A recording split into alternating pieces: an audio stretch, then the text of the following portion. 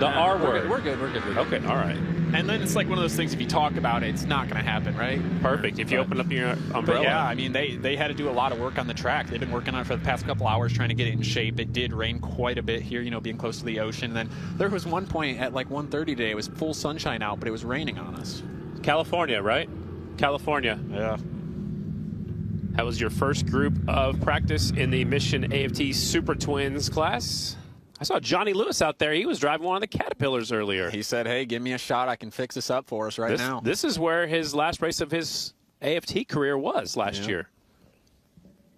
Look how pretty that is. And you said that was one of the oldest pier was built in 1875. Wow. Yeah. That's a little older than us. Definitely older than me. I don't know about you, Scotty. I don't think I saw the 1800s. I think I saw some of the 1900s. Did you see any of the 1900s? A few years, yeah. 3 of them, to be exact. 3 of them? You're born in 97? 97. What a kid. Group number 2 of your your Super Twins out there. Oh, there's your old motorcycle. Yeah, James Ott came off of that really good performance in Sonoy, showing us what he is capable of, as well as that motorcycle here in this class stepping up. And I put a lot of pressure on him. I said that bike gets good starts, and, you know, I got a good start on that thing a few times here last year, so I said you got to do the same tonight, but hopefully he can finish off better than I did. Well, you led a lap, if I'm not mistaken. A heat race lap, but we went back. It doesn't matter. It does when you go to the LCQ. There goes the 62, Dan the Man, the Giraffe. You like the nickname, the Giraffe? It's good. It's unique. It is unique. Yeah. I think he's only giraffe in racing, right? Know? Keep him from reusing all the time. I want to see a picture of his foot. Have you seen his foot since the Daytona? Not since what happened at Daytona. So he healed up. The backside of the truck, which is actually in Pennsylvania, just asked me who gave him that nickname, and it was not me. Was it you? Was it? No, it's on his shirt though. I'm not creative enough to be labeling nicknames. Got a new exhaust pipe on that bike, though, this morning. We saw it was a pretty neat little thing, kind of similar to what the Essence and Yamaha team has. It was really cool. He had that bike laid over, and I was like, what are you doing? He said, training the motorcycle how to get into the corner. You know, he had it way laid over, so we got a good look at that exhaust pipe. That was Group 2 of your Mission Super Twins first round of practice. Colby just pointed out Justin Jones did not get credited with any times. I saw him out there on the racetrack, and they had that thing torn apart just a few minutes ago, so maybe they didn't get the transponder back on it. Surely they... Don't call me Shirley. They've been working on it for 2 hours, and we forgot the transponder. Man, we'll give them some credit. Yeah, there's Johnny Lewis, got himself a new job. His day job now. He's actually still doing slide schools. He's going to have a slide school here tomorrow, and then he's going to have one up at the Lodi Cycle Bowl on Friday. Look at that dirt. It's beautiful. It is good. That was earlier. Caterpillar. Just a little while ago. So far, everything we've seen today, man, it is. I know, obviously, it's a different dirt than what we had last year, but it is completely different than even what I expected it to be like. We're in for a very different night of racing than what we've seen here before in Ventura. It is a different color. I was expecting a lot darker colored, but I guess since we're so close to the beach, maybe some of the beach sand color is really lighter, so maybe a little sand mixed into it. As you can see, the ladies are out there now with the Royal Enfield Build Train Race program. Yeah, you can see it's still a little bit soft, too, like we saw with that slow-mo clip of Dallas earlier, how he's bouncing in, and then we see there with the Royal Enfield girls starting to come into the corner. Emma Gotch, you can see her bike moving back and forth a little bit. So, yeah, it's going to be cool to see how it shapes up. Kind of just throw away at least 50% to 80% of what you know about this track and start over. So, basically, I don't even know if you can keep the same gearing as what we ran last year, because you were riding last year more like you ride Lima with the rear wheel and your throttle hand. Yeah. Now you got to keep the wheels maybe more in line right now. Yeah, I would say so. It's more about roll speed, I would think, a little bit right now. How do you like those bright kind of pink fuchsia wheels on that number 5 bike? Well, her mom and dad probably love it. Get them separated, easy to see on the camera. Find. Yeah, exactly. My parents would love that. Yeah, same with the 11. Tell you a little up there from Welland, Ontario, Canada. Those bright yellow and white leathers are easy to find. There's the 113 Maticela Rodriguez. There are 11 bikes on the entry list here. Taya from Canada. Did you race much up in Canada there, Colby? Never. Never raced in Canada? Never crossed over the border. It was just, I don't know why we didn't. I guess there's just so much racing going on in Ohio and New York and stuff, so we were always fulfilled just going that way. It was easier not to have to cross the border, too. Okay. Growing up in Canada, Did you ever New race York. in Canada? I never did. I've announced monster trucks up there a few different places. Monster trucks? Yeah, that's where I started announcing. Gravedigger? Yeah, I did. Yeah. You said have you met the Gravedigger? There's a few of them. That's pretty cool. I was a big Gravedigger fan back in the day. Yep. Dennis Anderson started the whole thing. Yeah. So yeah, that's where my I did a few local short tracks for Ed Beckley and Johnny Isaacs and a few other people like that. But then my big break, getting into announcing was with Monster Jam. Long time ago. 2018? No, 2000. What year was it? 2003. Wow. You see, they route us in a lot different way this time. They're working on the road between the racetrack and the grandstand, so it's a little bit different to get into the facility today. Singles are on the racetrack. That means these guys aren't married, right? No comment, or what happened? What happened? He's speechless. You got me with that one. Comedy club's down the street, but Tom Drain out there. I was talking with him. He lives right across the street from Jake Lewis. How cool is that? Really cool. Oh, 8-7. So getting feisty immediately off. For the people that don't know who Jake Lewis is, fill us in on that before you finish that story. And Jake Lewis, 85, road racing right now, but an amazing dirt tracker. He's for sure had some podiums on TT tracks. I don't know if he's ever won one of these singles races or not, but not yet. Great racer, and he lives right down there in Owensboro.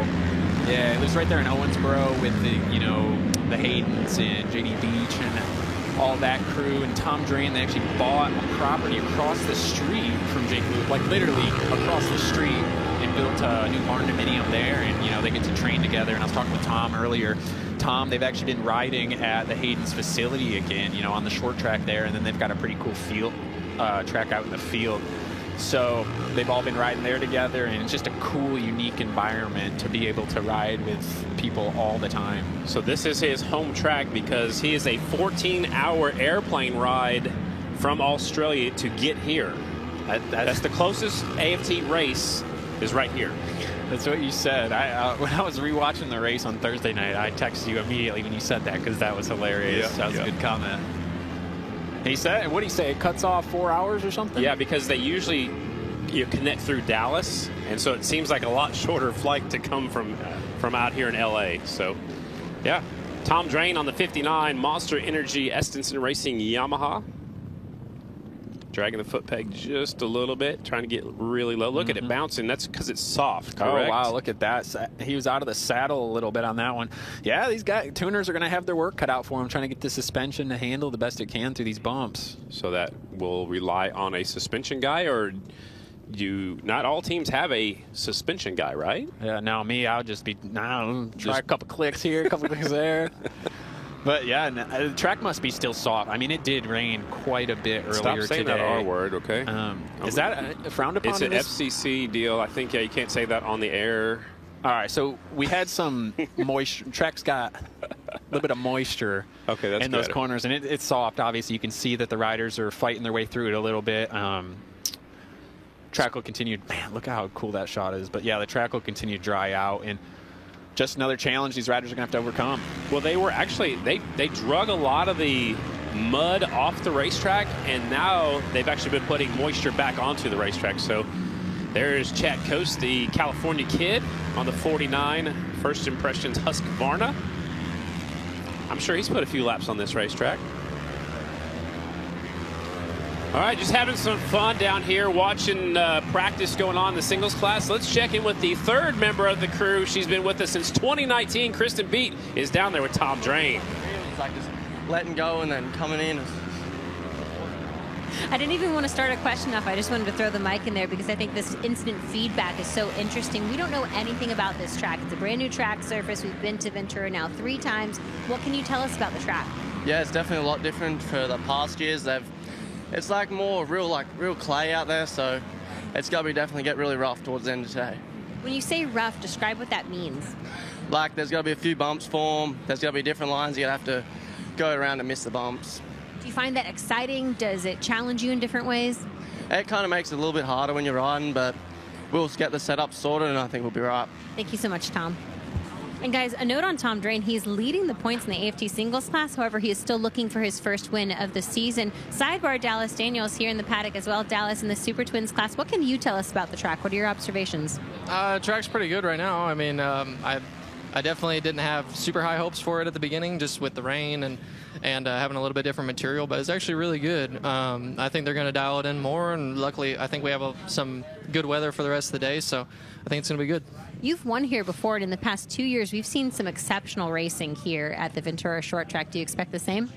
Yeah, for sure. I really expect that at any short track. It doesn't matter if the track's wet and a cushion or dry in one line. I mean, at a short track, you're going to get really good racing, I think, regardless. Thanks so much, Dallas. Good stuff down there with Kristen Beat, down there in the Estenson Racing Yamaha Monster Energy pit area. That was Group 2 of the singles class. This is Group number 3. Right now, fast time is Chase Sadoff on the Rick Ware Racing Honda. 1:04.461 for you folks that are keeping track. This will be Group number 3 on the racetrack right now. Group 3 of the singles class. First round of practice.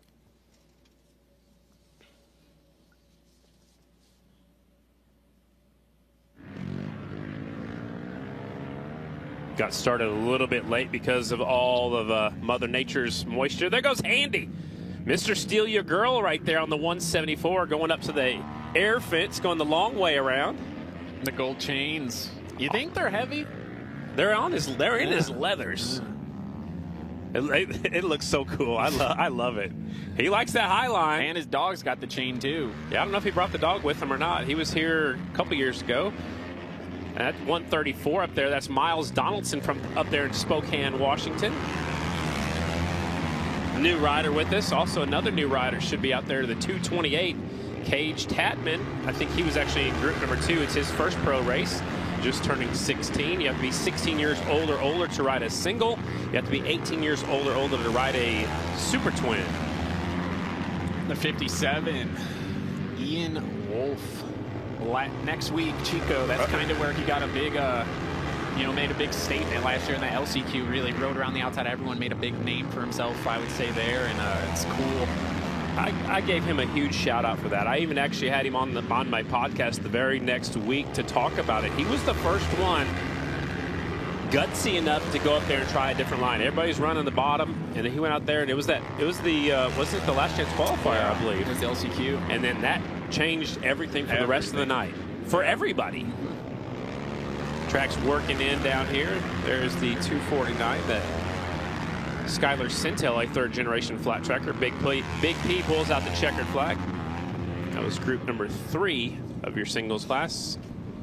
Take a look at the replay. It's Wolf on the bottom. Caleb Martin also in his first pro season on the 101. Martin gets it pretty sideways. Wolf gets it sideways, kind of stands him up a little bit. Oh, there's... Ooh, yeah. This the suspension track is really unloaded. Completely different than what it was the last 2. I mean, the only thing maybe transferable over is gearing, but these guys are going to have to go to work on everything else with the bike. Well, not only, like you said, gearing, but suspension, the banking of the track is completely different. And, it kind of had some, like it went up at a bank, then it kind of flattened off a little bit, and then but now it's smooth. The incline increases steadily now. Mm-hmm. Yeah, so they made it so it doesn't taper off so much. It actually continues the banking off the corner, so you can maybe carry more roll speed off the corner. First round of practice is in the books out here, right by the ocean. Ventura Short Track. It's the Memphis Shades Ventura Short Track presented by Law Tigers. We'll take a quick break, and when we come back, more action on the track soon. Make your mark with Memphis Shades, designed by riders, for riders, and handcrafted in the heart of Tennessee. From raw materials to the open road, our windshields and fairings deliver the quality, protection, and comfort every rider deserves. Whether it's cross-country or weekend rides, Memphis Shades lets you ride longer, look better, and enjoy every mile. Visit memphisshades.com/AFT to check out our full lineup and upgrade your ride today. Memphis Shades, style that works. Every rider has a story. For some, it takes an unexpected turn. But you don't have to face it alone. We're the first call riders make when they're injured. If you're injured in a motorcycle accident, call 1-800-LAW-TIGERS, California's motorcycle lawyers. Gotta have a lucky charm when you ride, right? Makes you feel safe and protected out there. That's why I never leave home without a photo of the little ones. Bracelet from my husband. Oh. Lucky rabbit's foot. Lucky rabbit named Swoot. It's Swedish. That's a whole rabbit. Named Swoot. Well, there's really no need for a lucky charm when you ride. Not when America's #1 motorcycle insurance got your back. We're just going to ignore the fact that Carl has a rabbit. Named Swoot.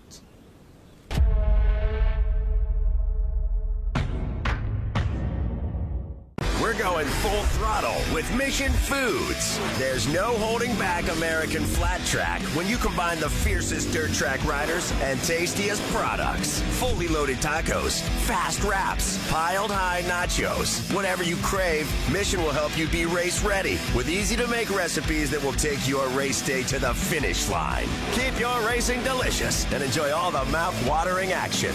Brought to you by Mission Foods. Too fast, too tasty. Jostens is proud to be the official trophy of American Flat Track. Jostens also produces great commemorative race products for race fans. Please visit us at jostens.com to see all of our commemorative racing products. Racing is all about performance, speed, precision, and pushing the limits. Aeroflex brings that same mindset to liquid packaging with a design that's lighter, tougher, and better for the planet. Simply tear the tab, squeeze, and experience a better way to package liquids. SBI Magazine is a free online motorcycle magazine featuring motorcycle reviews, industry news, product reviews, race reports, editorials, moto lifestyle, and moto entertainment. Visit us online at sportsbikeincmag.com. Hey guys, hope you'll join me this September for our first annual American Bike Fest. Set to be the premier motorcycle and music event of the Northeast. We'll have a VIP and first responders ride, live concerts, camping, vendors, a kids zone, beer garden, food, and more. I'll be there all weekend and we'll be bringing some of our favorite bikes and friends from American Chopper. For tickets and more information, go to AmericanBikeFest.com.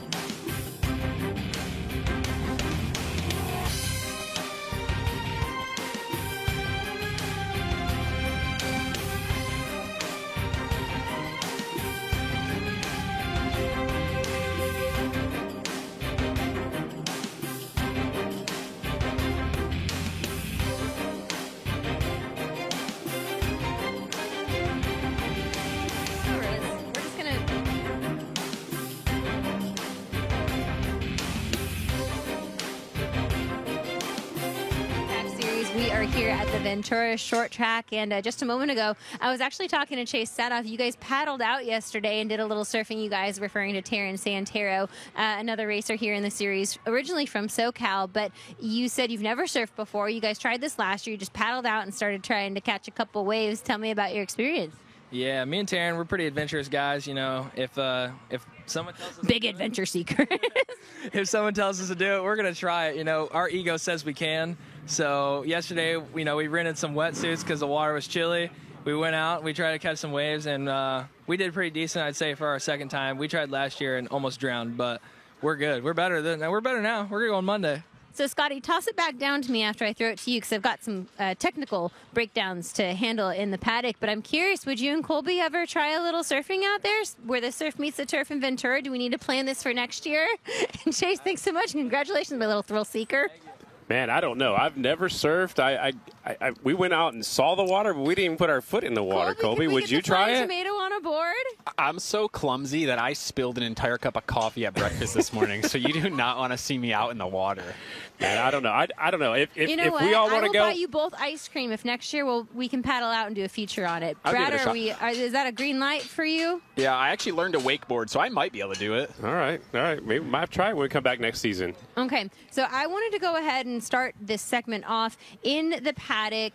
We are at Chase Sadoff's pit, and yesterday we had the great opportunity of being able to learn a little bit more about these bikes and the technology behind them. So I was able to speak to Coleco, which is the designer of this incredible muffler. Now, if you guys are looking, this doesn't look like a standard muffler. That's because it has been 3D printed. Now, the benefits of a 3D printer are you can literally print a hollow ball. You can print cavities versus when they machine make these mufflers, they're limited by the machine's capability and the tooling that they use. So the immediate benefits of having a 3D printed muffler, well, it's lighter, meaning it is performance enhancing, but it also looks super cool. So I'm going to bring you guys down here. So for all the gearheads at home, you can kind of see just how cool this muffler looks. If you can see on the inside, there's even some artistic indentation, a few divots in there. It's just a really cool looking muffler. But this is new for Chase Sadoff. It's a new piece of equipment they're running on the bike. Brian Bigelow, do you have a moment where I could grab you? I know you guys are just wrenching away on these bikes, but 3D printed mufflers, what are the immediate benefits for Chase? Yeah, I mean, it's going to be the weight savings for him, and then obviously the durability. So Cully's came up with a really cool muffler that we've done some testing at home with, and it's matched well with my buddy back home, Bob Van Otteren. He builds all the header pipes for us. He's a huge Chase Sadoff supporter, and it's a really good match. So it's the best stuff that we've seen so far. So we're looking for the performance, but also the quality and durability of this stuff too. So speaking of the header pipes on these down pipes, I noticed Chase's backup bike, this has not hit the track yet, has a really directional kind of straight pipe. This bike that you guys are working on that visited the track earlier has a little bit more movement to it. You told me earlier in the day that creates a difference in the power delivery. How is that? Why is that? Is that going to make an immediate impact for Chase? How big is this? Yeah, this is something that Bob Van Otteren and myself came up with a few months ago, and it's really the theory is for a track like this, something that's very sticky and thick and very aggressive is going to make the engine a little more aggressive and a little more, like Chase and I call, a little more zippy. So if we have enough traction to support it, that's where that pipe comes into play. So we wouldn't use that on a slick track, but maybe something that's very aggressive like tonight so far. Will Chase be able to handle the zippy? I'm not worried about it. Scotty, Colby, yesterday we had the opportunity to talk to Coleco and learn more about some of the technology that they're using on the bikes, and I know you guys have a lot to add on that. Yeah, we had a good time over at Maxwell Industries where they build the big red Honda twins. The Transalps are over there. There was a bunch of them. There were some land speed record holders over there, and a lot of technology that a lot of people wouldn't even think about, Colby, and stuff that I would never even bring into flat track. And it's really cool, what some people are trying, obviously within the rules of the AFT rule book, but we had a great time over there last night. Yeah, absolutely. And we're down here, we're in the motorsports mecca of the United States, down here in Southern California. So there's a lot of cool things. And even yesterday, you had Steve Watt talking about how they needed some parts, some bolts from ARP, and they showed up at their doorstep in 3 minutes. So Nuts. It's just like, that's crazy. A Southern California thing. That's something that you can have down here, just the access to a lot of that stuff. And That bike, that Brian Bigelow built bike is so nice. Chase Sadoff-Scott on, and it is interesting and a good option to be able to have mufflers like that, where you can have an option between having more of a zippy feel versus more of the long stretch, the long end of that straightaway power, which we will need maybe when we get to Lima on the half mile, or maybe when we go to the miles, DuQuoin or Springfield. So it's good to have options. It's good to do some testing. Yeah, even today, like, it's just if it's really slick coming off the corners, it could be good to go to that one that doesn't hit so hard on the bottom but gives you a little more on the end. So it's good to have options like that. To have an asset like Brian Bigelow in your corner who's willing to try this stuff and spend all week, and the other guys that are helping build the header pipes, just to have all those options available is unreal. And just Chase has such a good package, and that's why he's coming off a big win in Sonoya. He's got a great group behind him. He's working extremely hard, so it's going to be a good night. Last year here at Sonoya, leading for 5 minutes. Ventura. Oh, Ventura. That's all right. I got ahead of myself a little bit there. I know, exactly. But yeah, you got a great story right here, so finish that off. Yeah, but no, leading last year in Ventura, I almost did it again. Right. He was leading for a full 5 minutes, but then what happened? He was out front, and then he just started struggling a little bit, and it was hard to be leading the race. Yeah, exactly. And then he went up the racetrack a little bit and didn't keep up with the changes of the racetrack. Mm-hmm. Yeah, no, and it just changes when you're in the lead like that. It's hard to see exactly where you need to be. Tonight, it's going to be interesting. Like I said earlier, just where the racing line is, and it might be a little bit more predominant here tonight if it does groove up because it's clay, so there won't be that cushion to bounce around on as much. Yeah, so it's shaping up to be really good. There was so much moisture on the racetrack earlier. They've kind of worked it out. They've actually added some more some more moisture onto the racetrack. So earlier today we did a quick track prep. Let's check it out.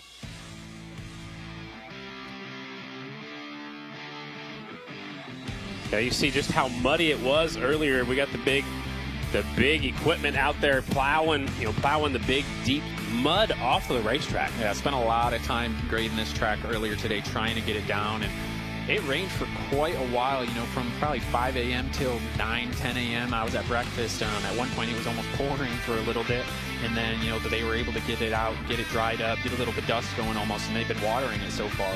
Well, it was interesting. I watched them. They graded it up the racetrack, and then they turned around the grader and graded it back down. So they put a lot of the loose stuff all the way back down. That's the Harley rake. That's actually a piece of equipment that goes to all of our races, and Johnny Lewis is behind the wheel of that. He does slide schools all over the place, so he knows how to use that equipment, and he helps since he's not racing today. I mean, he's obviously in the team helping out the Royal Enfield Build Train Race program. He's also down there helping Max Whale, but he also knows how to run the heavy equipment. So he's doing his part to help us out here tonight. And as you can see, the Super Twins are staged up and ready to go. Their next round of practice is up next. 2 rounds of practice here today for all the competitors. And let's check in once again with Kristen Beat, who's from down here in Southern California. I am. This is as close to a home track as we're going to get. My dad and I actually went to Turkey Night growing up out here at the Ventura Short Track, and we're very familiar with this area, so it does feel a little bit like coming home. I was able to get a carne asada burrito last night. Another rider who feels very much so at home in Southern California is Briar Bauman. Now, I did have a chance to quickly check in with him during that break between practice sessions, and I said, hey, how's the track shaping up? What do you think? And he's like, it was awesome. Like, he thinks this track and the surface is just going to be really good for the racing, but he did say it is going to change. So if the track stays the way that it is right now, it is going to be amazing. He said they were at least 2 seconds faster in that session than they were at the fastest point last year, and we know how good the racing was last year here. So if they can keep the track this way, it's going to be great. But everyone's concern is that it will trend in the wrong direction, and it may change as the night goes on. But hey, guess what? That makes it fun. The riders will have to be adaptable. And that is why we race on all the different kinds of racetracks. You got to go fast on all of them, so you have to go through changes as the track changes. You have to keep up with all those changes. Yeah, you got to always be able to adapt throughout the entire night. And I see Brandon Robinson's actually got some handguards on. When we were out there earlier, I told you the roost was going to hurt, and there's like about quarter-sided rocks in the dirt as well, and that stuff hitting your fingertips, man, it hurts so bad. Well, it's coming off that back tire at 100 miles an hour coming towards you, and you're going towards it at 40, 50, 60 miles an hour, however fast you're going on this short track. And When that hits, it doesn't feel good. A lot of force there, yeah. I hopped on the bike last weekend, and I actually took a couple rocks to the finger, and I remember what it feels like. Where at? Back in Illinois. We hopped back on the bike, did a couple laps. I took one of these said rocks right to the middle finger, the tip of it, and I remember like, no bueno. Yeah, Trent Lowe, I think he's got some handguards on there as well. Who were you riding with? My buddy Chase Wright. Okay. All right. Motorcycle Club, yeah, that little test day, and I went out there. Just got the feet wet again, but now I'm good. I don't need to hop on for probably another 10 months. I thought you were going out there to announce. Maybe. You got on the bike instead. Yeah, I got you. Max Whale there, Johnny Lewis's rider. Breyer pulls up, gets out of the way on the 3 Harley Davidson. The winner of the Sonoy short track, the first rider to ever win on a Harley XG 750. Yeah, Brad Robinson, the other XG 750 in the field. Do you think we'll see more of them? Like, I know our sport goes through trends like monkey see, monkey do, or, you know, like follow the lead. I'm not calling these guys monkeys, but that's kind of how you would think it. You know, when somebody starts winning on something, do you think we'll see more Harleys pretty soon? Yeah, I think that's the way it trends. I think, the bike is just so nice because it's a package where you can buy it as a complete thing. You don't have to worry about machining a little part here or a little thing there. You buy it complete from Vance and Hines. It's ready to go. You know, it's just all a race-ready package, and that's just makes it so nice for guys like me. When I did it, I bought a Harley, and it was ready to go, and I immediately hopped on it, and I was able to, you know, get it up front right off the bat. So I think it's a great option to go.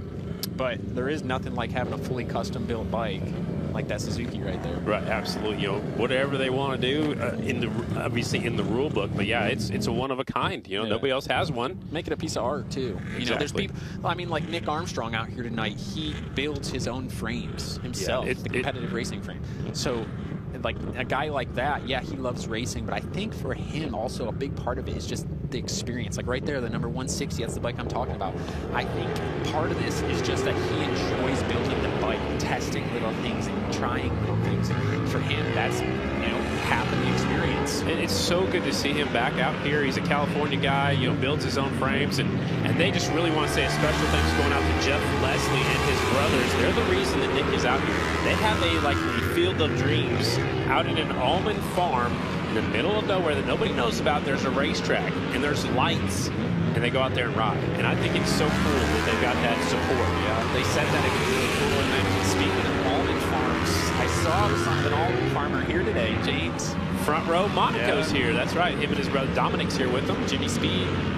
It's good to see him I like here. And got to talk to him a while. You know, he's been doing some kart racing, outlaw cars, and asphalt cars, and it's so cool to see that. They look like sprint cars. Yeah. I mean, it looks so cool. It looks like Tip's nephew has a sprint car. It looks almost identical. Yeah, Jimmy's giving me some tips. Maybe one day I can hop on one of those. That might be a next step for me. So with age comes a cage, is what they say. But there's Nick Armstrong on the 160. We were talking about it. Those outlaw carts, I've hopped on before. He said it so perfectly. He's got a CR500 engine in his. Wow. Those things vibrate so bad your eyes go cross-eyed. Yeah. I said that was the perfect way to explain. Like when I drove one, man, you couldn't see nothing. Your head is just shaking and you're just hoping. And yeah, it's cool. Nick, I raced with him quite a bit. Always builds some kind of different bike. Do you know why he was number 60? Or he's number 160 because he didn't make a main event last year, but he was number 60 because of Wayne Rainey. His dad and his uncle, Itchy, used to actually work on Wayne Rainey's motorcycles. How cool is that? Very cool. All right, the 62 is who we were talking about a little bit ago. He's up to second in this practice session. That is Dan Bromley, and Kristen Beat's got some more information on the Giraffe. Yeah, the parity that we've been seeing in the Super Twins class this season brought up an interesting perspective from Dan Bromley. He told me, listen, there are 8 guys all within 0.2 of a second in this Super Twins class. At that point, he said, you really have to focus in on the small things. And he said, for him and his team, it's been the starts. He said, we have had the bike, we've had the lap times, but I need to get off to a good start tonight. So that's kind of what him and the 62 Suzuki team are really focusing in on tonight. I think, you know, the competition has stepped up with production-based engines only, and, you know, it's kind of open up to other brands as the Royal Enfield Build Train Race ladies come out to get a little practice start right here. They only do this in the second round of practice. Yeah, a lot of parity this year, and it just gives us such a good product to watch. I'm still on such a high from what we had in Sonoy. Those the 450 race, the Twins race, so amazing, all night long, and just gives us a variety, and it's just such an example of what we're expecting to see this entire year. You know, we're only 3 rounds in, starting 4 tonight. I know, exactly. 4 out of the 16 race series. We leave here next weekend. We go to Northern California, the Chico Silver Dollar Raceway, Silver Dollar Speedway up there in Chico. There's a race Thursday night, an outlaw race for the night before going on at the Lodi Cycle Bowl. That is going on in Chico, California, or that's Lodi on Thursday night. Friday night there's an amateur race and another race also on Friday night at Cycle Land, I believe, up there, and then of course Silver Dollar Raceway next Saturday night. The ladies are on the racetrack once again. It's the Royal Enfield Build Train Race program. They start with INT 650s, a big heavy motorcycle for these ladies, and some of these ladies haven't much flat track experience. Looks like they're getting them dialed in out here. You can custom your motorcycle however you choose to.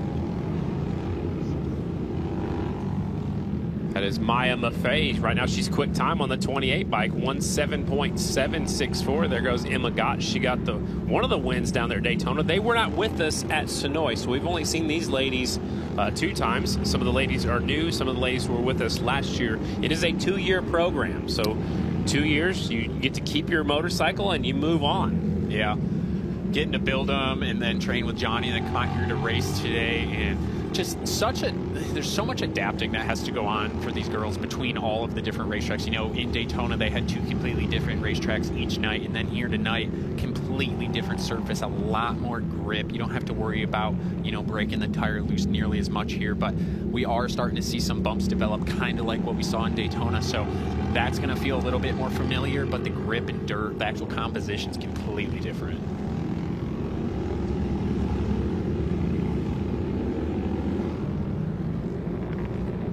Got a message coming in from Charlie Roberts, who used to run the Class of 79, now called Back on Track, the official charity. He said he won a trophy dash at DuQuoin as a rookie expert on Itchy, which is Nick Armstrong's uncle's XR 750. It was on the Wide World of Sports back in the days. How cool is that? Checkered flag is out here for the Royal Enfield Build Train Race program. There goes Steve Moorhead out there to check on the racetrack. He's checking on it on the back straightaway. Second round of practice is what we're looking at. Welcome to California. If you're here with us, don't forget to stop by that souvenir stand. The American Flat Tracker Clothing Company has a souvenir stand. The shirts are really cool. They got a shark on them. They got surfboards, you know, bringing in the ocean, which is just behind the pit area. Yeah, I'm planning on getting one to bring home. Fiance, she loves it's a good sleep shirt. What color are you going to get? Was there a yellow option? I think I saw the yellow. Yeah, I'm a yellow guy. You know, for the folks that are at home, you can go to American Flat Tracker Clothing Company and get them online. There's also some stuff online that you can't get here at the racetrack. So yeah, a couple different options. That camo hat that you wanted. I was going to get one here today, and they said that's online only. So we shift gears to the AFT singles presented by Kicker class. They're coming onto the racetrack. This will be the biggest class of the day. There are 28 riders, and only the fastest 16 will make it into the main event a little bit later on. But, you know, it's still practice right now, but you got to learn what you can, because the next couple of times they come out, it'll be time for qualifying. And it is great to see the 83 of Fanders back out here, man. What a scary, scary ordeal we had in Sonoy, and for him to be out here this week, just so grateful that he was able to, you know, be safe and healed up and come out here and be back with us, the American Flat Track Tour here in Ventura. Well, when you leave a racetrack in a helicopter, it's never a good thing. But it was for safety precaution, because they didn't know how bad he was injured, and he's been medically cleared to race out here with us today. Man, we got a little treat, little heat race action right here. Basically, these guys are going at it. Nobody wants to be in the roost. Did anybody tell them it's practice? When you're young like this, it don't matter. You're on a motorcycle and you feel like you're racing, whether you're in the backyard or here on Ventura Racetrack in free practice too. It's time to go. And that guy right there leading them right now, number 21. I'm expecting a big day out of the 21, but Fanders right there, 83. Just like I said, man, it's great to see him back on the tour, and I'm looking forward to getting to see Dalton Gautier here, you know, in a few weeks, maybe a month's time or so, back on the tour as well. He told us, I actually had him on the podcast as well as Fanders, and, you know, just checking on both of the riders, and Dalton said he'll try to be back at Lucas Oils. It looks like Fanders kind of catching his foot a little bit. It's still a little bit tacky in some places. That's gonna be a thing today, at least so far. You know, especially with these holes and ruts, you do have to be very careful with not catching your foot, because those soft spots, they just hold so much more moisture for some reason. Those pockets of dirt, they just hold a bunch of moisture, and that dirt is so sticky. So if you do put your foot in it, it will grab it. I was talking to his team earlier today, and they said they went go-karting, and he went out there with a guy that goes there all the time, came in with his own helmet and stuff like that. They gave him the blue flag to let the other guy go past him. He jumped in behind him and then ended up passing that guy back. So he adapts to racetracks very quickly, and that's a good thing for him, especially, you know, he's never raced here before. Yeah. And it's going to be tough for him right now. The way, you know, his bike was moving around right there did not look like it was a very fun time. They're going to have to, and that might not totally be on the bike. You know, sometimes there's a point where you have to adapt to the track. There is the last round right there. That is a wild crash going down the back straightaway. That was in the challenge race. Here he comes. Dalton just gets into the back tire and goes up and over, and hanging onto the 83 is Fanders. That is actually his dad Rich's number, and now he's out here today, out here on the same number, 83. Hannum's Harley-Davidson sponsored motorcycle, and a little bit rough, kind of bouncing around just a little bit. Bouncing around, and he puts his foot down right about there, and it kind of sucked it back. So he was kind of, because he's bumped up out of the seat, and it pulled him back. One more look at it. There's some Whiskey Throttle pulling the front wheel, hanging onto it. Man, just kind of bouncing through those bumps right there. That's frustrating. It's not a super fun time. So that was Fanders on the 83, and, you know, one of the other riders in the singles class that did really well a couple weeks ago was the 26 of Aiden Roosevans, and that's partly because the guy standing with Kristen Beat. You guys know him as the Wizard. Jeffrey Carver's here with us. Yeah, this weekend he's out here working with Aiden Roosevans, doing a little rider coaching. I'm sure some mental skills coaching as well, something you were so successful at as yourself as a rider. Jeffrey, explain to me the relationship between you and Aiden, how you're helping his program. Yeah, thanks.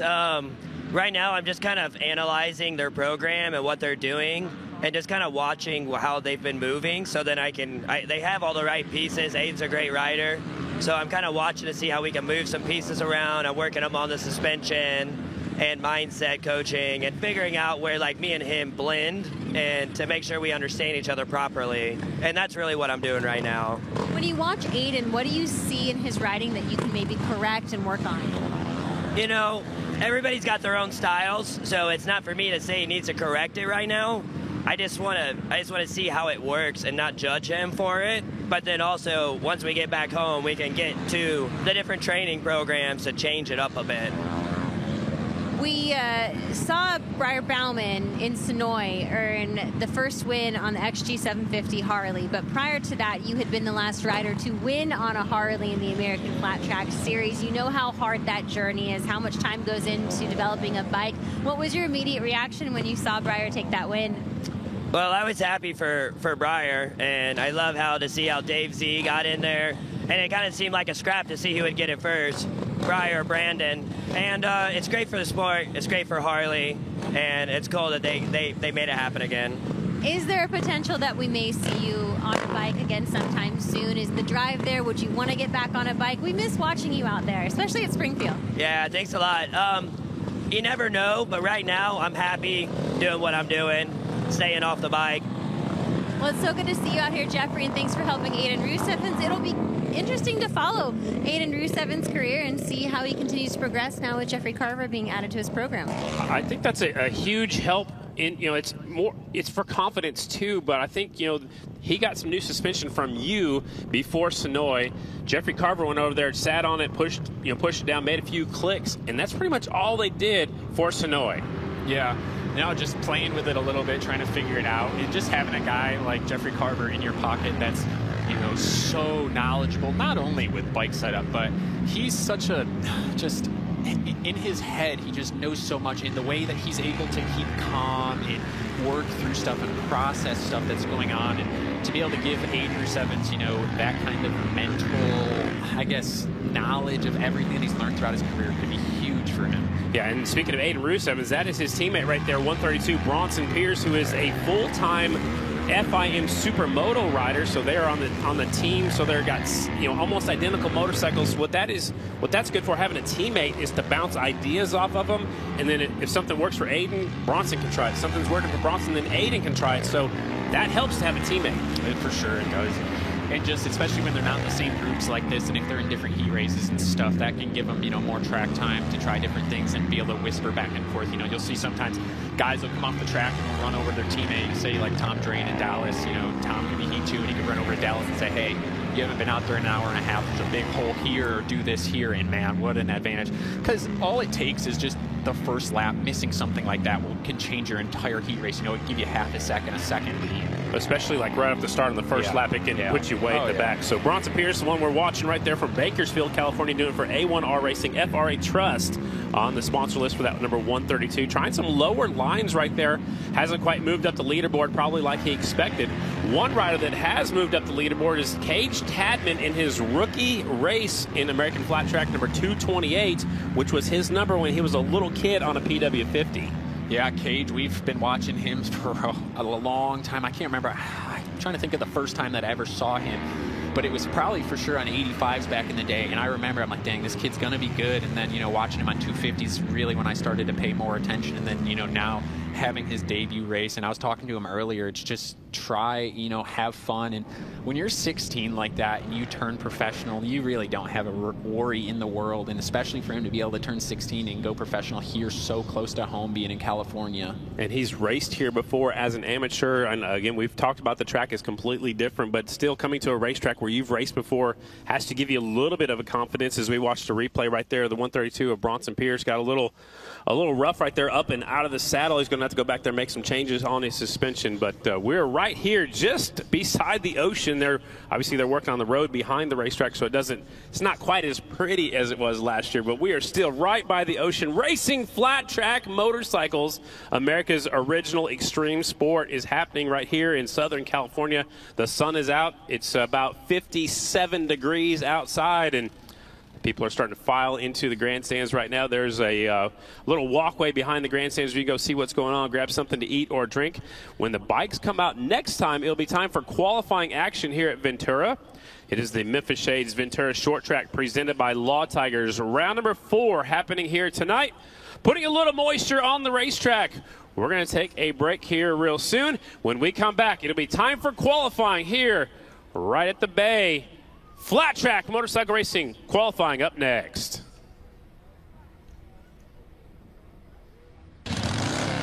Get ready to make your mark with Memphis Shades, now featuring our Road Glide windshields, American-made windshields that deliver quality, protection, and style that works. Stay tuned at memphisshades.com. Whether riding takes you from A to B or just lets you escape, there's a flow to the road you share. So go with it. Eyes open, and always have the Law Tigers by your side. If you've been injured in a motorcycle accident, visit us at lawtigers.com. Law Tigers, California's motorcycle lawyers.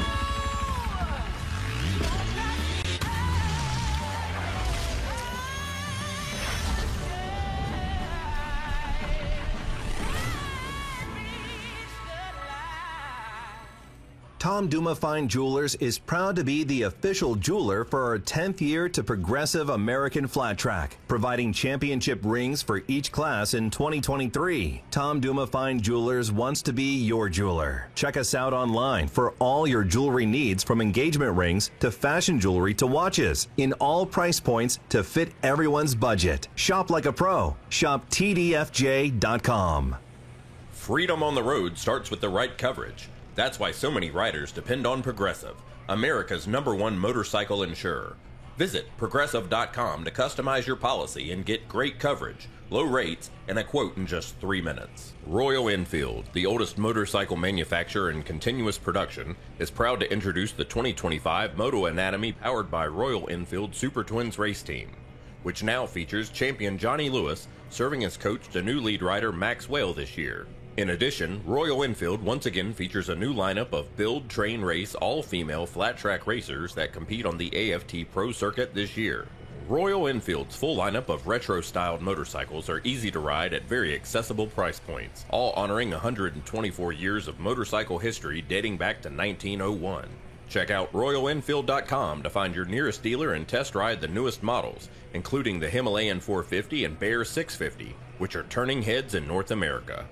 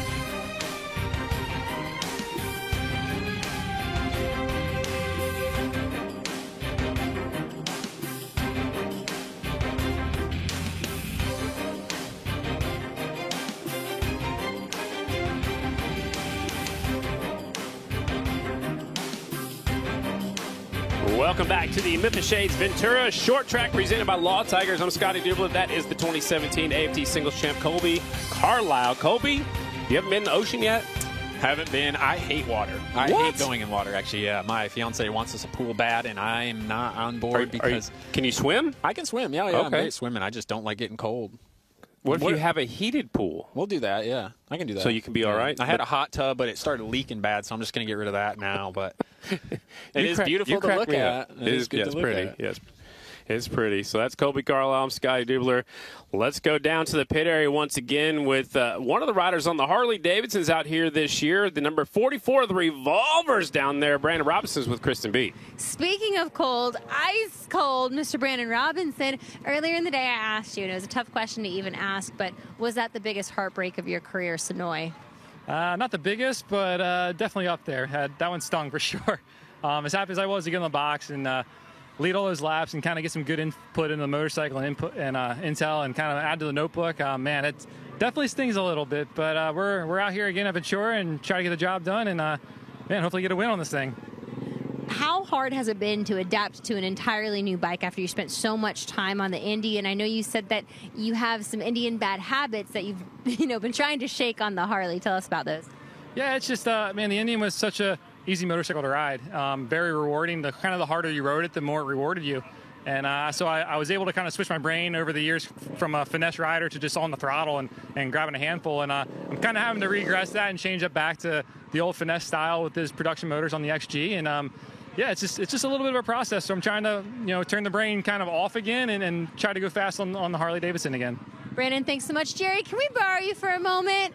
Jerry, I love getting to interview you guys. Jerry Stenfield has contributed more to this sport than many others. And Jerry, round 3 at Sonoy, I asked Brandon the same question, but heartbreaking, rewarding. Is it good to know the bike can compete as well as it did there, but heartbreaking that you weren't the first ones to get the win on it? What are your thoughts walking away from that race? Heartbreaking because I thought, if we could come out with a top 5 for that smooth of a racetrack, we'd be good. When we came out, we led it for like 20 laps, and then with I think the clock went down to 0, and Breyer kind of nipped us. But it was a good day for the Harley Davidson, a good day for the team, good day for Brandon. So we're excited. We're running good today also. You've stood beside Brandon for the last couple of seasons here, and you put a lot of faith in him to be, captain on your team, per se. What is it about Brandon? He's kind of like us, but not like us. It's kind of weird how this relationship... Well, how is he like you? Well, he's married, and none of us are besides Kel, and we are a true outlaw race team. So, we don't want to represent too many people besides my company and Mission Foods and Vance and Hines, and that's enough for me. So I'm not out chasing the dollars, trying to get sponsors and stuff like that. We just like to do it on our own. So you and Brandon are here because you love it. Absolutely. And I love that for you. Thanks so much, Jerry. Always a pleasure. Yeah, Jerry's put a lot into this sport. He sponsors a lot of riders, amateur riders up to the pro ranks right here, and that's, the main rider is the 44 Brandon Robinson. That was the most PG way that Jerry could have put that. If we weren't on the television, he would have put that a different way, that's for sure. Knowing Jerry, but a great guy, and it's great to see Brandon Robinson and seeing these guys adapt to these new motorcycles. It kind of threw a wrench in a lot of riders and teams' plans, having to make a switch to a more of a production-based motorcycle for this year. But to have, him and Briar Bauman adapt so quickly to these Harley Davidsons, very cool to see and a treat for us. Well, it has been, and they don't get a chance to find a track that's prepped like we have with American Flat Track. So they have, it's hard to practice. It's hard. You got to go with what you know from other brands and put all your thoughts together and come up with the best you can. So hard to practice for this sport. I mean, really, like you think about it, motocross, there's tracks all over the country. You can go ride in the woods even. For flat track, even though, it's simply just an oval racetrack, you have to have it prepped. You have to have other guys on board. There's so many more variables that come into it. So yeah, it's not as easy as just going and riding a motorcycle. Yeah, it's very hard to learn. Sometimes you only get to practice, a couple sessions, and now next time the bikes come on the racetrack is actually qualifying. But Kristen's roaming through the pits, getting all the scoop for us during our little show open, per se, before the racing action happens. And she's down there with one of the tallest riders in the pits. It's the 65 Evan Renshaw. Trackside Live down here. We're bringing you the good stuff. Evan, it's no secret. Your first season in the American Flat Track Series was disappointing for you, but you came back, and in Daytona you said, listen, I'm going to let my performance do the talking for me this season. There was a lot of talk going into my first season, and granted, 3 races in Sonoy, you earned your first ever pro career podium. Was it a long time coming? How relieving was it to finally get on the podium? I was so relieved. Daytona was rough, but we pulled it together in Sonoy and got that first podium. So, like I said in Daytona, media day, the work is showing, and hopefully we can keep knocking out those podiums and get on that top spot soon. But Yeah, we're just going to keep working, and we're making some small changes today after practice. I'm feeling pretty comfortable, but we're just outside of the top 5, so find some more speed, and we'll be right there and see what we can do. When we spoke in Daytona, you told me one of the biggest, I guess, obstacles you had to face with your first season was riding on a aluminum frame. You're back on a steel frame. As a rider, how challenging is that to kind of find your comfort zone on a foreign bike? Because we're seeing a lot of the Super Twins guys have to struggle with that same obstacle this season. Yeah, I've been jumping around manufacturers here the past couple years, and these Huskies and KTMs are just what I rode really as an amateur, and it just feels super comfortable with me. So it's not easy. Like it's just you're constantly changing bikes, and they handle completely different. And for the spectators, that's probably something that they might not be aware of, but we're all fighting bike setup and different bikes and learning new things, and there's a lot of challenges, but it was tough, and I'm glad that we're feeling pretty comfortable on the old bikes now. So, Evan, best of luck here tonight in Ventura, and Colby, you can probably speak to that, just how challenging it is for a rider to be really familiar with one brand, maybe grow up on a certain style or chassis bike, and then especially in this Super Twins class, we're seeing them in staging right now, getting ready to go out for qualifying. We're seeing guys like Brandon Robinson and Briar Bauman, who spent the last 3 to 4 years on an Indian, now have to make the transition to a different frame, a different bike. And granted, Brandon was on the Harley previously in his career, but a completely different bike nonetheless. Briar Bauman on a completely different chassis. I mean, that's really difficult for riders to do, and I don't know if we give them enough credit for just how challenging that is. No, it is extremely challenging, and I actually very similar to Evan Renshaw. I started my professional career on a aluminum chassis Kawasaki. My sophomore season, just like him, made a switch to a steel chassis. I went to a KTM, and I was able to pick up my first podium. So kind of funny thinking about it now, but I mean the exact same thing, you know, going from an aluminum to a steel chassis. The steel chassis, you know, it was on a clay car track, just like what Evan was able to get a podium on at Sonoy. I think something about the steel chassis fits riders better sometimes. You know, it's a lot of preference and confidence too. You know, Evan moving back to the steel, that's what he grew up on racing. So for him to get back on something that he's comfortable on and confident on, you know, brings him all together for him to be able to get that first professional podium. And a steel chassis and an aluminum chassis flex differently. And you know, people don't think that these chassis do flex, but under you know, the throttle and different positions in the corner, they will change, and whatever you grew up on, that's usually what you're most comfortable with. So it does happen in our sport. It's very unique, and you know, sometimes you might go better on a steel chassis or an aluminum chassis. As the bikes are rolling back onto the racetrack, it is time for qualifying. Mission AFT Super Twins. There's the 32, our points leader out there, Dallas Daniels from Mattoon, Illinois. Have you been to Mattoon? Just drove through it last weekend. All right. I go through there quite often when I'm going back to visit family in central Illinois. And then, you know, I've spent some time before in Mattoon with Dallas hanging out and stuff. When you were teammates? Yep, when we were teammates. Okay, so you've been to his house? Have? I haven't even been invited. I've slept in his driveway before. I've slept in the house too, but I was invited in the house. I slept in his driveway. You're like a stalker race fan. Kristen's probably at home like, we invited you in. I was invited in. I decided to sleep in my motorhome in the driveway. You know, you have comfort. So there. You weren't just laying on the concrete. No. I see. The old racing stories, man. Oh, there's so many. Yep. Think about all the random places we've slept. Park benches, rest areas. I've never been there.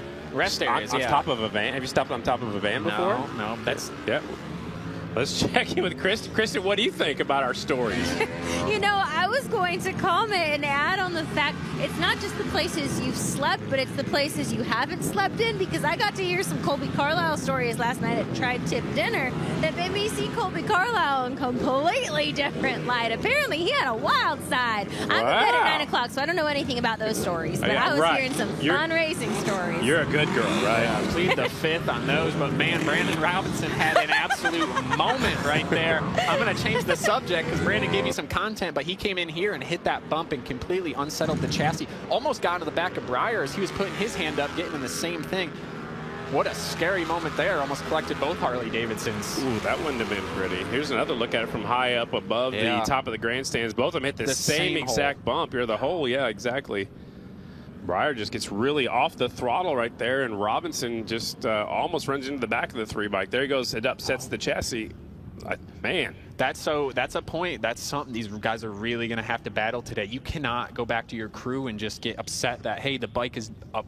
The bike is throwing me all over the place. It's completely violent. You're going to have to adjust the way that the track is right now. And that'll change for the night show. They're going to go out there and probably grade the track and give us a whole new surface come heat race time. But right now in qualifying, it is qualifying. So it's time to get your starting spot set up. Well, you have to be, I would think on a short track, you have to be in the top 8. That will put you on the front row of a heat race. The heat races are short. You got to get your work done fast. Yeah. Now, and here in the past, you've been able to, get away with a low second row starting spot, because with a cushion in the past, you'd go all over. The guys would be up the track, down the track, so you could kind of make your way through. But here tonight, everyone's riding really low racing lines, so I think that the front row is going to be even more important than normal.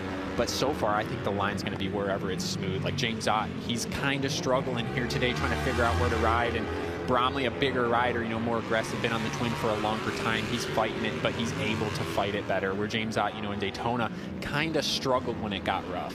Reaches up, grabs the tear off, makes the pass on the 19 bike. That's the G&G Yamaha that's from not too far away. That is James Ott as Dan Bromley goes around the outside and makes the pass on the 62 Suzuki.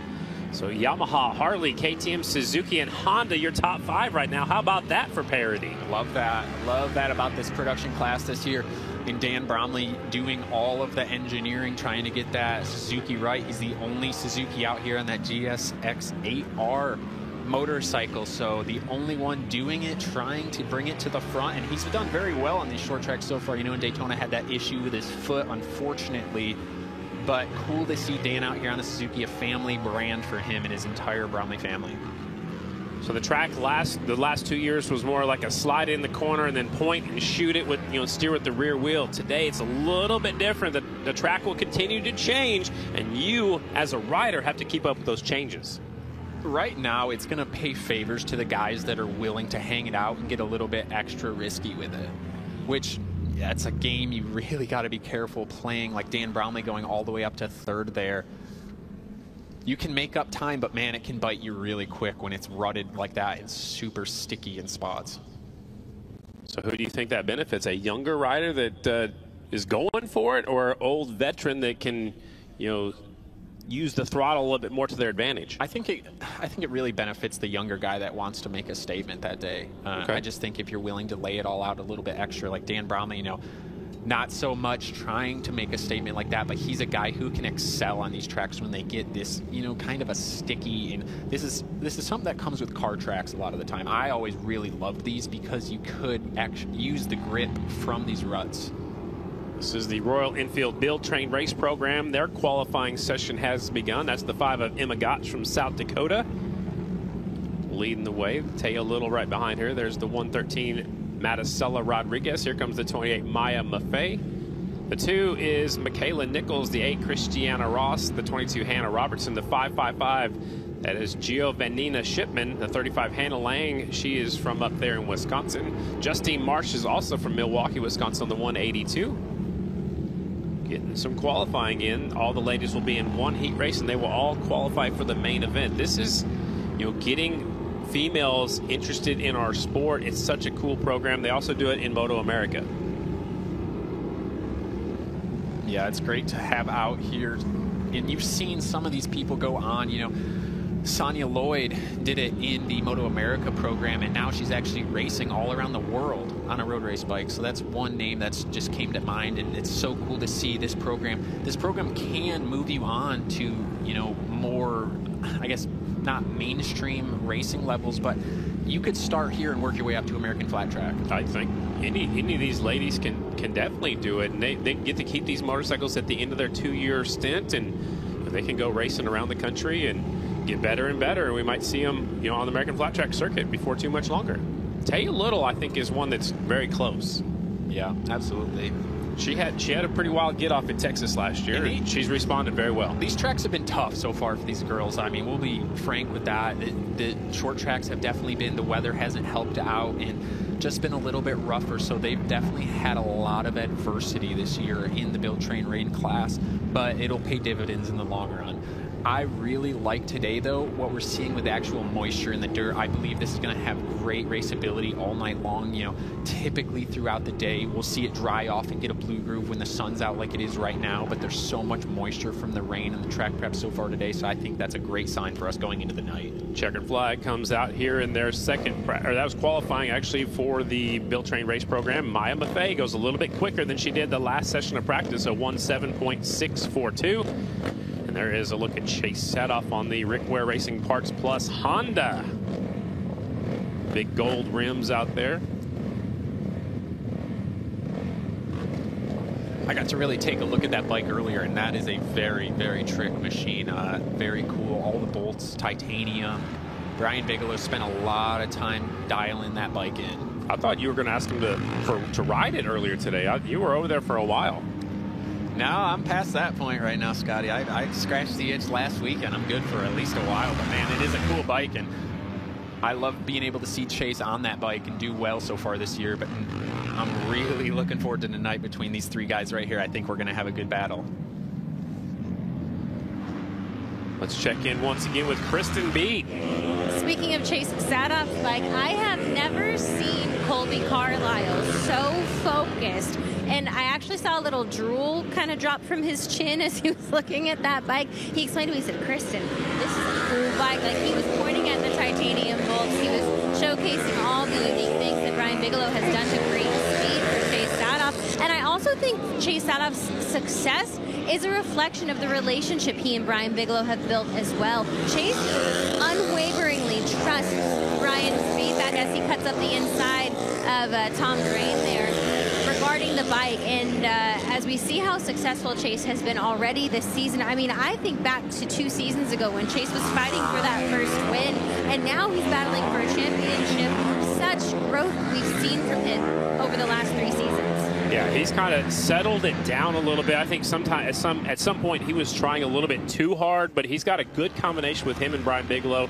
He's won 4 races now. He's completed the flat track Grand Slam in the singles class, a short track, a half mile, a mile, and a TT, and he's got the momentum coming into this. Man, Brunner, your jaw hit the ground right there. He almost took a direct lesson right to the surfboard right there. Oh, my goodness. I cannot wait until we get a replay of that. What a move for him to save that. Same kind of thing as Brandon Robinson. There's something going into turn 1 there that is absolutely throwing these guys. Here, let's take a look at the replay. While Kristen was talking, watch the third rider right here. It's Brunner, gets it sideways up on the front. He kissed his front tire right there. Oh, my. And it stood him up, and he goes up, and I would have crashed. I'm not going to say any lesser of a rider, but almost anybody would have came off this motorcycle right here. And he's lucky his airbag suit didn't deploy. Oh my goodness. What a save for Brunner. That was insane. An absolute commitment to not give up on it and allow the bike to crash. Wow, there's something going into turn 1 there that you really got to be careful of when you're going down low. It is snapping the chassis, making them just react violently there. What a save. That might be the save of the year so far. And it was only qualifying. That was crazy. That was amazing of him. And good to see we got a little shot there of the 70, Declan Bender, coming all the way out here to California, keeping it going, bringing his own race bike. You know, he got the first impression seat last race at Sonoy, brought his own bike out here, drove himself out here, and he's keeping up. You know, that's one thing you got to do as a privateer in this sport. If opportunities aren't there, make your own opportunity, and one tail comes up. And there is the 40 bike. That is Kistler from the Pacific Northwest out there. He's got his handguards on there. I think I might run some handguards as well. Scotty. Yeah. P1, Cage Tadman, the rookie right here in California. Wow. You know what I was talking about, being able to make a statement, the younger guys that are willing to lay it all out? He's one of them. That is it. So he just went over that bump and never let off the throttle. He's a little guy in stature. He got Roof Systems' attention a few years ago. This is his first pro race in American Flat Track. He won a race last night up at Kevin Harvick's Kern Raceway and whooped him last night is what we were told. He is on a roll right now. He is 1:4.593.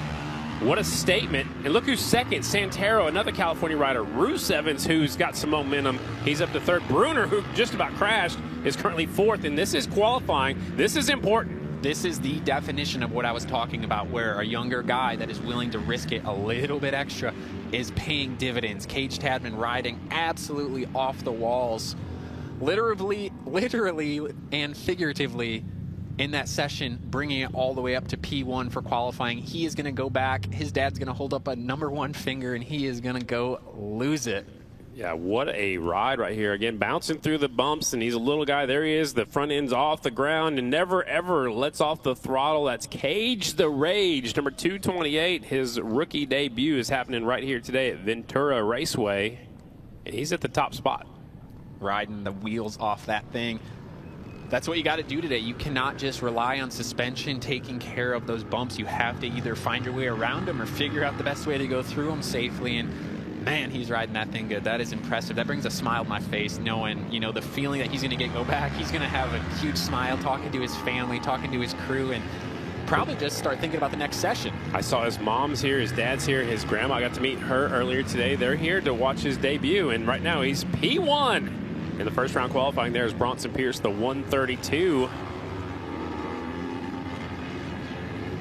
Did you ride any Supermoto when you were racing? Just those races we did in Daytona and Atlanta. Just like the Super TTs? Yeah. Take a look through the field. Looks like there's a piece of plastic, maybe a number plate down there going into turn number 3. There goes Ian Wolf on the 57. So that number plate, I think they'll keep on going in case, unless it starts flying around, people start running it over, but they keep on trucking as long as that track is clear. There it is right there. It might be just a little piece of plastic maybe, but we'll keep on going.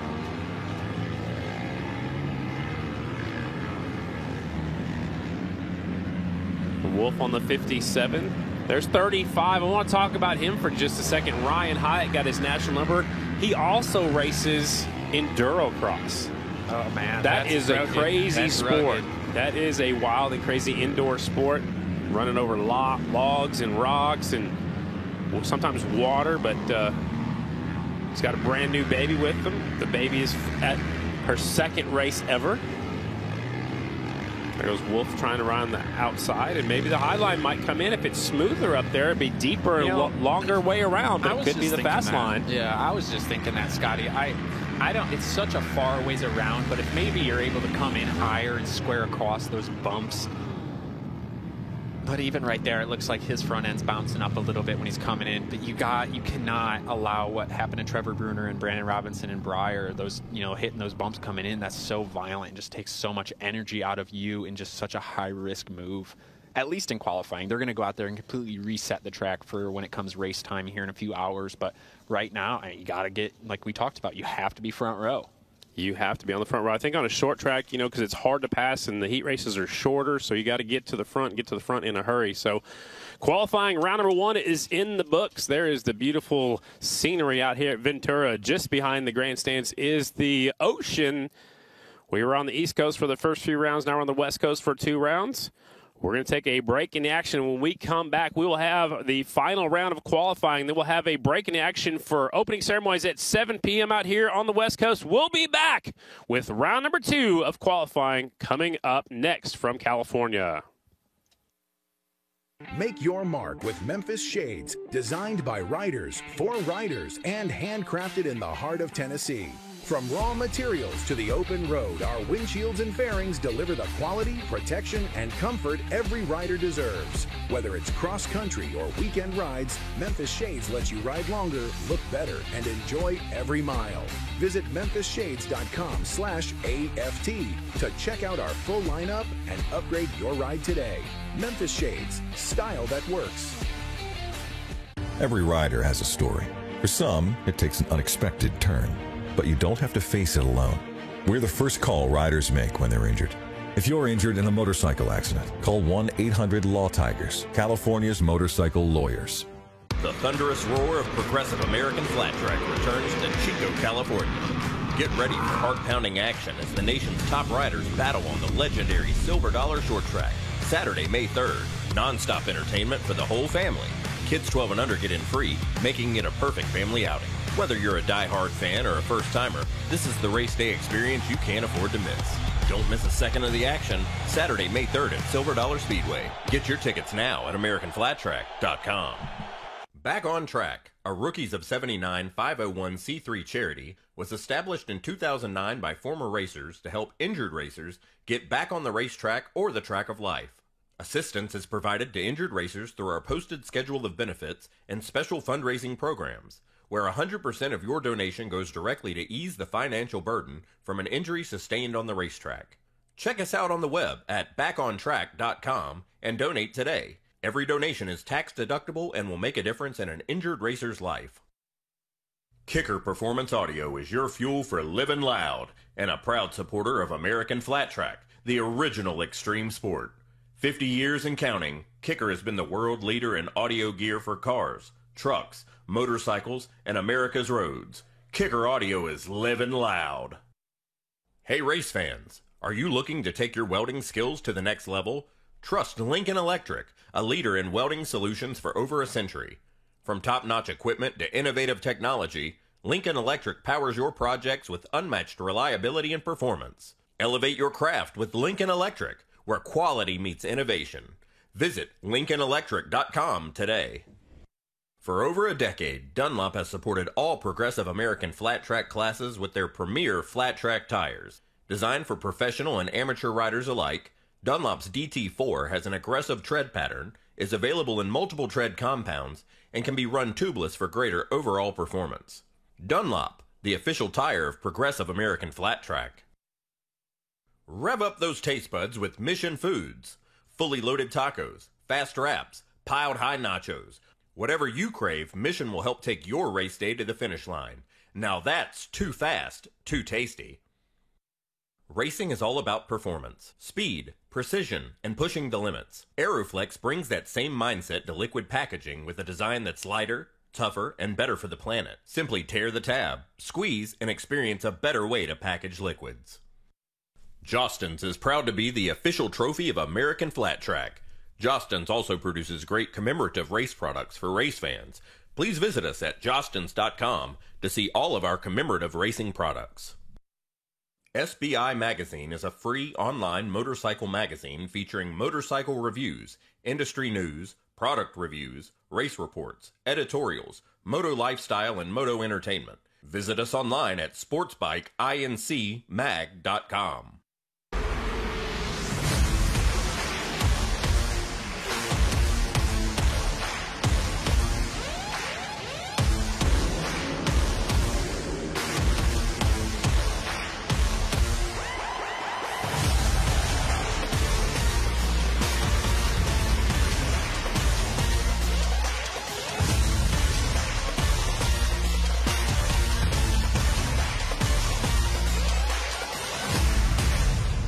The iconic roar of progressive American flat track rumbles into the diamond of dirt tracks. Watch the nation's top riders battle it out on the short track at Lucas Oil Speedway in Wheatland, Missouri, Saturday, June 7th. High energy racing, a scenic campground, world-class facilities, and non-stop entertainment for the whole family. Kids 12 and under get in free. Don't miss this inaugural marquee event, Saturday, June 7th at Lucas Oil Speedway. Get your tickets now at AmericanFlatTrack.com.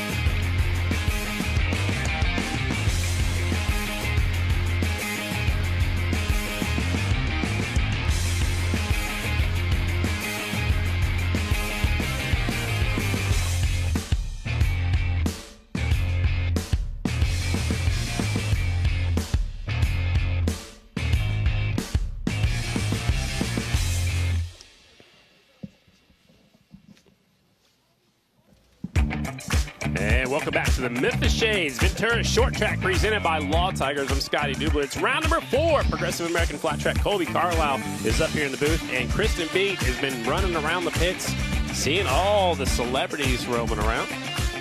Don't forget to stop by and see the official clothing company. The American Flat Tracker Clothing Company is there. They got the official T-shirts over there for the race. And right next door is our friends with Ascot, one of the most famous racetracks that is no longer in existence. They've got some really cool merchandise as well. Did you fill up your backpack yet, or what?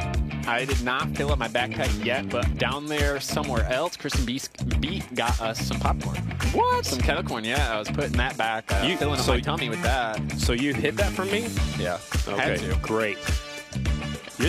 Are you buying ice cream tonight? I think I'm going to. Okay, good. We're going to make a little stop. It's been weeks. Yep. But, man, look at that view and doing some work on the track, trying to get us into the best racing shape possible here tonight. It is beautiful out there. Mother Nature's watered the track a little bit too much for us this morning. We got a little bit late start out here today, which is creating some exciting things on the racetrack. As we saw some near misses just a little bit ago. Let's check this out. Yeah, Colby, walk us through this. Watch the 21. Yeah, just the same thing we saw with Breyer and Brandon. Just they're hitting a bump right there, and the chassis comes on loose, and they just hit that rut, and the back wheel actually starts getting driven in from that rut while the front wheel's still going up the track. Don't want your motorcycle going 2 different directions like that. You never want to be reverse sideways, is what it looked like there. And Trevor Bruner muscling and willing that thing from going down. Man, what an impressive save. Cannot say that enough. And I mean, right there, but man, that second pop when the suspension decompresses there and releases him up for him to be able to hang on to that thing, just get right back into the gas like nothing just happened. It put him it looked like his front of his helmet touched his front fender. It may have. It's insane. They're riding as hard as they can, and it's risk versus reward, and it's practice. And that was actually in qualifying, and how you qualify is how you start your heat races, and the top 8 will guarantee themselves on a front row of a heat race. You know how a lot of the times you'll ask someone about something big like that happened, and they'll be like, I don't remember what happened. He's going to remember that. He'll remember that one all season. That one might have been a shorts changer. Ooh. I like that. So the track, if you're just joining us out here, is completely different than the 2 previous years. There is no decomposed granite on top, so it's got the harder clay dirt base, and Mother Nature watered the track a little bit too much for us earlier today, so they're working it in, and right now it looks like they're using the Harley rake on the front of that Caterpillar, kind of turning it up a little bit, adding some more water to the racetrack. Man, we're down here. Good to be down here in Southern California. Another save earlier in the evening was the 44. He closes in on Breyer in a heartbeat. Walk us through this one, Colby. Yeah, same sort of thing, just catching that hole. It starts to pop him up a little bit. Not nearly his suspension didn't uncompress him, as much as it did with Bruner. And partly these bikes don't have as much travel as those Hondas did. And Brandon there may not have been coming in quite as fast. It looked like it was towards the end of the session in that one. But same sort of thing. You just have to try to remember where that rut is and avoid it. And man, it's just so tough today. The track, just like in Daytona, with the difficulties there, with the ruts and bumps, same thing here today. You're just going to have to avoid it, and you can't really fix it too much just because the dirt is so soft and so wet in those certain spots where it's just going to you can go out there with the Harley rake and break it up, but it's going to keep coming back just because it's in the soil.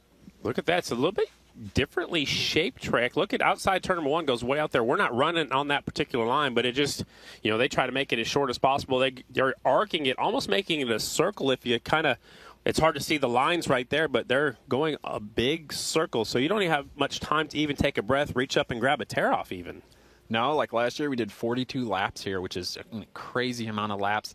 They did shorten these main events down a little bit this season for the short tracks, but I still expect probably 30 laps tonight, 30-some plus laps. It is a timed race. When we get that Super Twins main event, it'll be 8 minutes plus 2 laps, and we're turning right now, 14, 15-second laps. So that's a lot. 8 minutes plus 2 laps. The singles are going 6 minutes plus 2 laps in their main event. The other main event is the Royal Enfield Build Train Race, and their main event will be before our challenge races, so it's a little bit earlier in the evening as the folks are just now filing into the grandstands, and Johnny Lewis out there helping work on the racetrack. I love that. Yeah, I love that too. get him out there, try to use some more of his expertise. He's done this before in the past for us.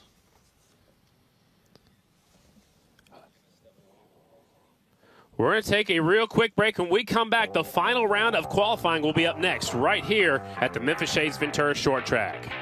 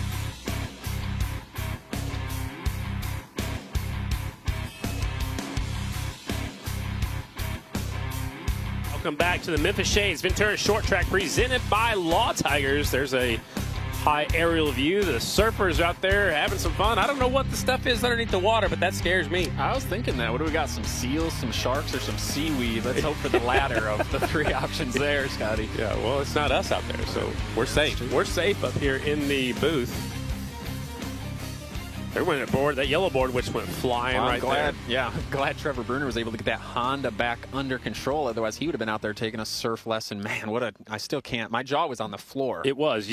That was the first time I've seen you ever look that way. So, and Bruner, salvaged the fourth, in qualifying round one in the singles class. There's a look at the aerial shot coming into the track. You can see all the construction. So we're kind of parked in a little different area. Everything's a little bit different out here in California, and making some updates out here to the fairgrounds. Let's talk about some qualifying. Round number one for the Mission Super Twins.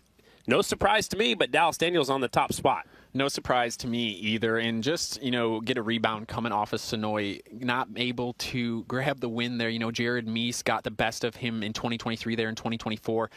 I expected Dallas to be up on top of the box there in Sonoy, having such good battles against Jared there the past 2 years. Brandon Robinson led the majority of that race, but Dallas Daniels on the board here today, trying to get a rebound, trying to get a win. Slow the momentum in the Harley-Davidsons a little bit. Brandon Robinson second fast out there in qualifying on the 44, even though he almost came off that motorcycle out there, and I think that was earlier in practice. And then Dan Bromley on the Suzuki from Pennsylvania, number 62, is third quick. And Davis Fisher is having a good season, putting together his first time on the KTM, doing it for Rackley Racing and Bob Lanfear's BMC motorcycles. Fisher up there fourth, that's pretty impressive. That is pretty impressive. I talked to him earlier today, and fast qualified both times we've been here, crashed in both heat races that he did that. So today we're, maybe qualify second place. We'll skip the little crash going in, still sit pole. Skip the pole setter, and Trent Lowe is in the 5th spot on the Transalp Honda that has been built out here in California. And then sitting 6th is Briar Bauman, the most recent winner, first time ever to win on an XG Harley-Davidson. And Kristen's got some more about the big number 3 bike. Guys, we're only 4 races into this season, but Briar Bauman is only 1 point behind Dallas Daniels, who's leading the points in the Super Twins class. And in a sport so dependent on momentum, this could be a big pendulum shifting race for Briar Bauman, right? And we know Briar Bauman feeds off of confidence, feeds off momentum. And I talked to him about that earlier in the day, and he said, it's so weird to be in this headspace at this point. He said, at the beginning of this season, I felt like Dallas Daniels was the heir to the throne. He was the guy everyone was looking at to carry this championship. So even to have a dog in this fight at this point, he's just happy and satisfied. And we kind of talked about maybe how the pressure has been relieved because everyone expected him to win on the Indian. There's not an expectation for this bike, and he's performed better without that expectation. It's really interesting to kind of break down the psychology of how Briar is racing this year. He looks incredible for the first time ever on the XG Harley-Davidson. Of course, it definitely helps to have Dave Zanotti and Michelle DeSalvo in his corner, working on those bikes, creating the bikes, changing the geometry of the frame, and more than that, that's just a top layer looking down. Yeah, and then also having Shayna Texter Bauman, his wife, taking a step aside from racing this year to help him get back to his championship winning form. And this is a big session for him. He qualified in 6th in the first one. It's still a front row starting spot. Still would be fine, but it's good to go out there and make a statement, especially with Dallas being P1 in that Q1 session. And there is the 2-time fast qualifier. The last 2 years we were here, Coley found out earlier today the 67 as we go back up to the 3 of Briar Bauman. So Briar was on a KTM. That is what Davis is riding right now on the 67 bike. And, it's a big difference, from the Indian that he's ridden the last probably 4 or 5 seasons. It is a big difference. And I was talking to him earlier, and I'm really impressed with how not only him, but also Jared Vanderkoy switching over to the KTMs this year, how quickly they're adapting to them. And just the production-based motorcycles, but the track's getting even faster. Dallas Daniels goes down to a 14.449. That is 1.5 tenths of a second faster than what he did in Q1. And just a little bit off what he did in the very first session when the track was fresh. In his first practice session, 4.402. So again, this is qualifying. They will combine the times from round 1 and round number 2. Your fastest lap will put you into a qualifying heat race. Yeah, 2 heat races today. Sorry, Colby. No worries. Briar Bauman in 7th right now with a 14.9. That's half of a second lap off the pace of what Dallas's best was. That doesn't concern me with a guy like Briar, and I don't think that will concern him, but that is a significant amount of time. I wonder if they were making some changes to that motorcycle. Just trying something. Could be. I think the track's very difficult right now to deal with. I think you have to make adjustments on the fly out there and try to find the smoothest way around, but I think it is extremely difficult to ride, and these guys are all trying to get, they've been on decomposed granite here, a real cushion-based racetrack. Now it's clay. Yeah, it's totally different. There goes Dan Bromley on the Memphis Shades Suzuki, one of our sponsors out here for today's race. The title sponsor is Memphis Shades. We'll see Dan in opening ceremonies in just a little bit. Opening ceremonies for you folks that are here with us, 7 p.m. out here on the West Coast. We'll have an open paddock area here in just a little bit. Actually, if you have a paid ticket now, you can go in the pits. Just be careful out there. Bromley on the rev limiter right at the start-finish line. Kind of heard it pop in just a little bit. Dan was telling us earlier why he couldn't do load. He's got a commitment back home. Yeah, it's his wife's birthday on May 1st, May Day, and she's home right now watching their 2 kids, and he's trying to sweet talk her into coming out on Thursday, which is her birthday. So I don't know if he'll make it to Lodi on Thursday night. Isn't it cool to see these riders grow up? You've watched Dan for so long now, and he started out 16-year-old kid. I remember him getting his first win at the Springfield Short Track. I actually pushed his bike out for that main event. Really? And then now seeing him with 2 kids, a family, a wife, and just so much development. Not only his racing career winning a championship in 2018, Now second fastest on the board, but man, you've seen a whole, his life has evolved so much. And he's ridden several different motorcycles. He's won the championship with us in the singles class. I mean, he is a very talented rider. Had one of the coveted Red Bull KTM factory racing spots. Everybody wanted that. And now this is a track tonight where he could work his way up into a podium position, a real rider's racetrack as it is right now. The harder you ride, the faster you can go. It's just, then you come into that risk reward. Yeah, so right now he's second quick in this session. If that holds up for second fastest, he'll be the pole setter of heat race number 2, and that will be it for qualifying for your Mission Super Twins. In this session, it is Dallas Daniels, 14.449, and that was faster than the first session, so he will be our quick time of the day. And that's looking like Dan Bromley there probably is going to end up second. Like you said, sitting pole in that second heat race. How about Logan McGrain on the Ryan Barnes Racing number 14? He's up to 7th quick here in this session. That might put him on a front row of a heat race.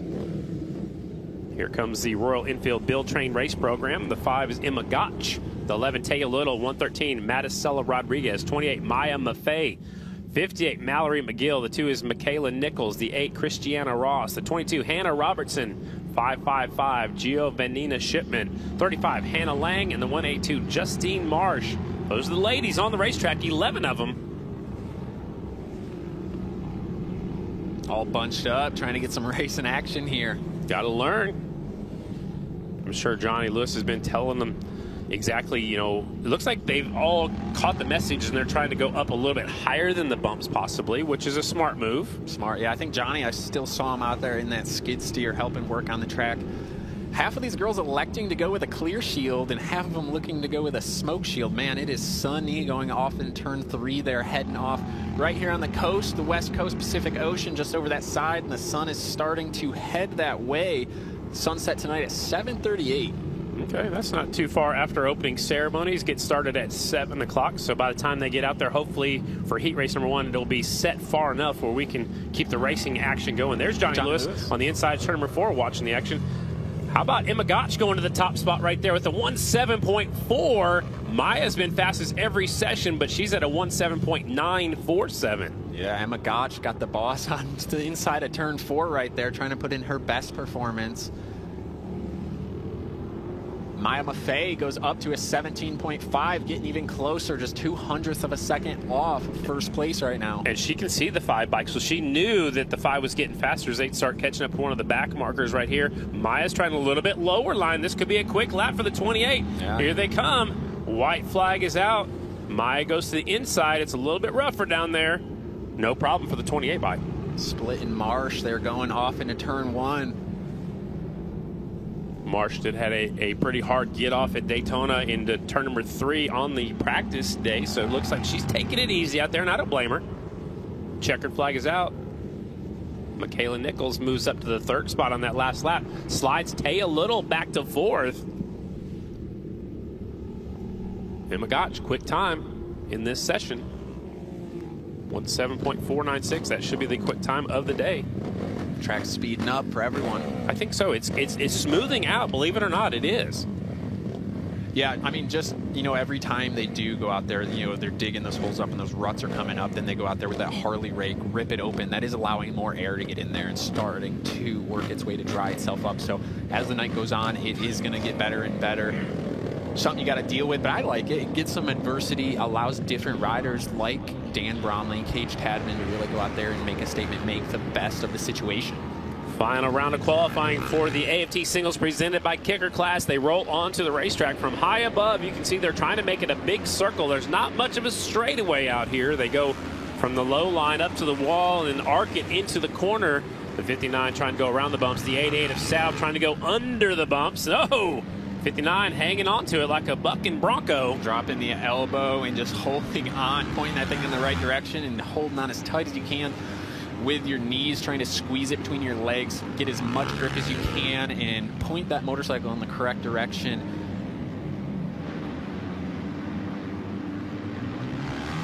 Jared Lowe to the top of the board, looking to make a statement here tonight.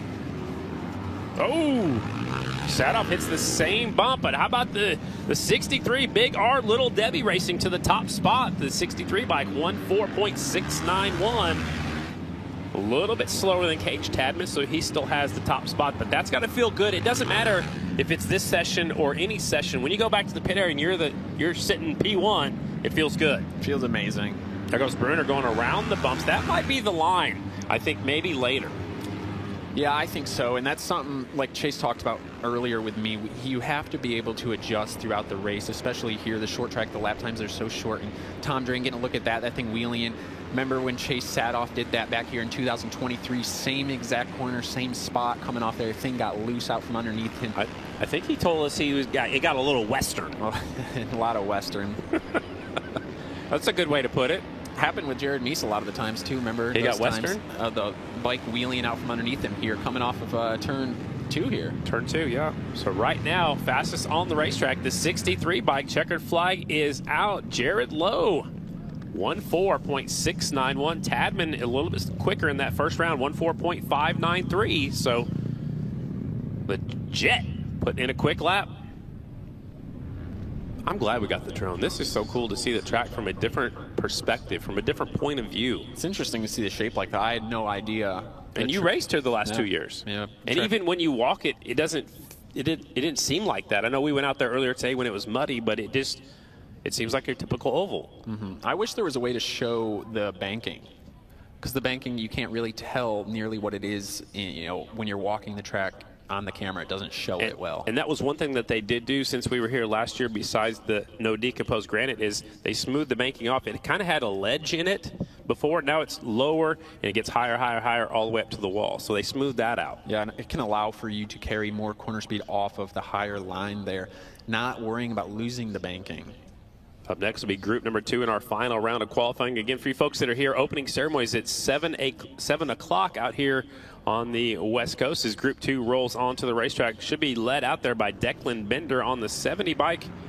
Behind him, the 15, Justin Anselmi, got himself a new ride for these 2 rounds out here on the West Coast. The Waters Auto Body team elected to stay back home in New York. They're from right around your neck of the woods, right? Right around where I grew up there in Albion, New York. Say Albion? Albion. Albion? It starts with an A. Albion. So I've been saying it wrong? Or do I say it right? How do you say it? Albion.